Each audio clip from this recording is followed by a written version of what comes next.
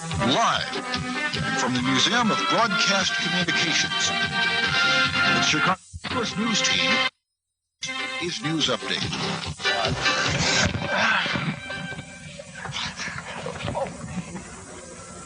Are we on? Yeah. Okay. Good afternoon from the NBC News Center. State your name, Bob Shorewood. I'm not wearing any pants. Hello, and I'm Connie Chung, and he has nice legs. And these are the top news stories of the hour. Hours ago, President Bush arrived in Budapest, Hungary. The second stop in his 8-day, a lot of light up here. It's a real problem. Day tour of the Eastern Europe. The president pledged the United States will work with Hungary to continue political and economic reform. Mr. Bush said he hears new voices of hope. Perhaps in his head, Johnny. I promised $25 million in aid to foster the free market economy. The president's tour concludes the Economic Summit Conference in Paris. Leaders of the world, richest nations, will meet to discuss the global environment crisis in the Persian Gulf. Of course, NBC News will be providing live coverage of the conference beginning Friday morning at 7. That's you. Bob, of course, you realize you're on MBC News, not NBC. In the United States, I have realized that. And NASA officials are excited by computerized laser pictures captured by the space satellite Magellan. Magellan has been orbiting the planet Venus since August, and it's supposed to go to Uranus soon. What did Today, you the say? satellite pictures send off the planet's surface down to Earth. These pictures reveal lava domes as wide as 15 miles. Whoa. Scientists will use the footage to learn more about the Earth's surface. NASA hopes Magellan's success will open the door for more research of its kind. That's me, anchor number 1. Passengers of a Southern California roller coaster got more than they bargained for when the whizzer at the Fun Mountain Amusement Park malfunctioned. I know, unbelievable, isn't it? Operators were unable to bring the ride to a stop for nearly 15 minutes. It just kept going? Yeah, absolutely. Featuring dips of up to 180 feet per second per miles. I can't read. 70 miles an hour. I'm sorry, sir. I can't read. Connie, the Whizzer is one of the nation's longest roller coasters. A ride on the Whizzer usually lasts 4 minutes. A mountain spokesman said Whizzer will be closed until the source of the problem is located and repaired. The 36 passengers were taken to a local hospital and treated for sniffles, dizziness, and heartaches. All were listed in good condition. Anchor 2. Meanwhile, closer to home, Bob, Mayor Daley announced a pilot recycling program for several West Side wards. Apparently, they're going to tear down the homes and rebuild them. Apparently, put some more people on the payroll, too, I would think, Connie. At a City Hall press conference, the mayor explained the purpose of the program. A city recycling program is long overdue as a vital component of our waste management effort.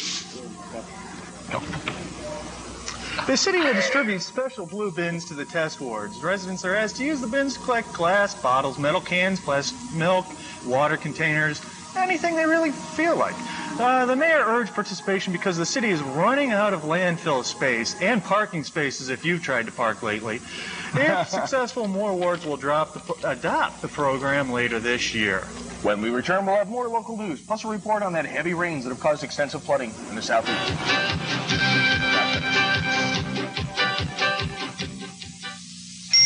And now Kraft proudly presents Velveeta versus Cheddar in another cooking performance. Velveeta melts smooth. The cheddar runs. Velveeta cooks good. The cheddar clumps. Velveeta the blend that cooks better. 'Cause Velveeta melts better Then cheddar. Yes, for smoother melting. For your good cooking, no single cheese cooks like Velveeta. McGruff here. See that guy? He's stealing at Pike. Now, see that lady? Right. She's calling the cops. Mimi Marth, part of the Eyes and Ears Patrol in Hartford, Connecticut. There's 126 of them, regular people, working together to help prevent crime. You know, you could do that. Find out how. Write to Box 6600, Rockville, Maryland. You'll be helping to take a bite out of crime.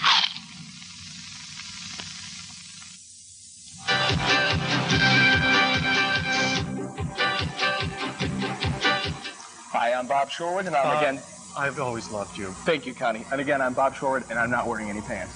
Power was restored to north side neighborhoods today. Dozens of homes and businesses were left dark for nearly 48 hours.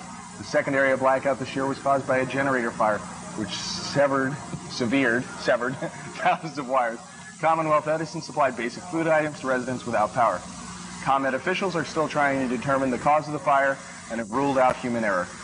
Earlier this week, a company spokesman predicted the repairs could take as much as 5 days. This morning, however, the lights went on in the last of the affected homes, well ahead of schedule. Connie?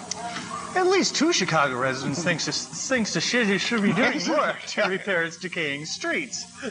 Mr. and Mrs. Jack Crampton took a nosedive last night, probably after a little bit too much bourbon, I would imagine. driving east on Washington Street. The couple claimed there were no barricades or signs identifying the crater.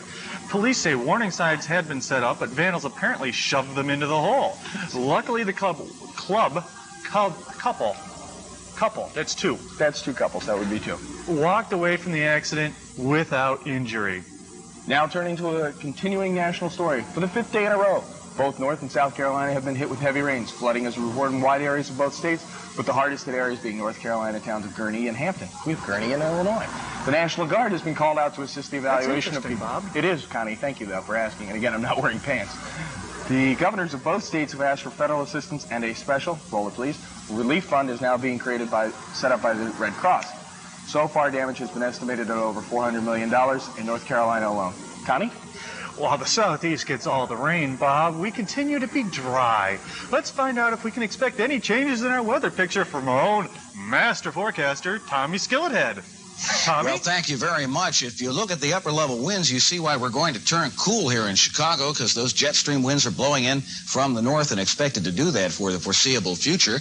Low pressure around here could mean some rain next week, but look at the clearing up to the north. This is a big Canadian high pressure, and its frontal system thunderstorms are moving away from Chicago, not expected to come this way. We even saw a big hole open up in the clouds up by Milwaukee today, so tomorrow should be lovely, with winds blowing right in off Lake Michigan, and that will keep it kind of cool around this area.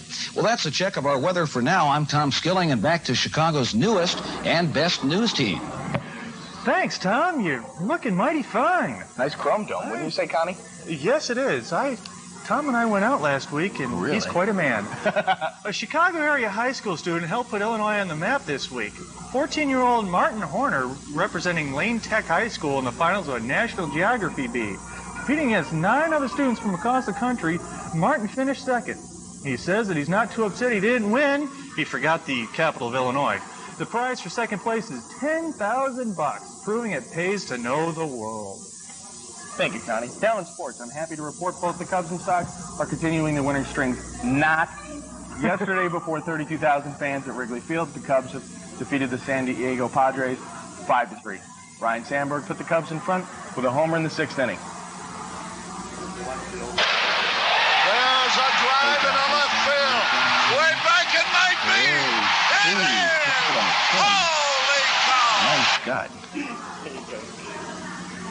In other National League action, the Phillies beat the Reds by 1. Giants ended their losing streak by overcoming the Pirates in 12 innings, and the Expos got past the Braves, and the Cards won a squeaker over the Dodgers 3-2. Meanwhile, on the south side in the Junior League, the Sox won their 7th in a row. Are you saying they're not up to par with the Cubs, though? Quite. As they blasted the Cleveland Indians 8-2. No other American League finals to report, but the Sox wind up their homestand against Cleveland tomorrow night at the new Comiskey Park. And finally, Connie, the domino record has been toppled. College students from the Waco, would that be Waco or Waco, Texas, set up a domino course. Waka. Thank you. Waka Ma. They revealed the Mona Lisa. The students got prepared the course to raise money for the new football uniforms spanning over 65 square feet. The domino course took nearly 2 weeks to set up and about 3 minutes to knock down. When it was finished, over $3 million fell, doubling the old record set in 1981.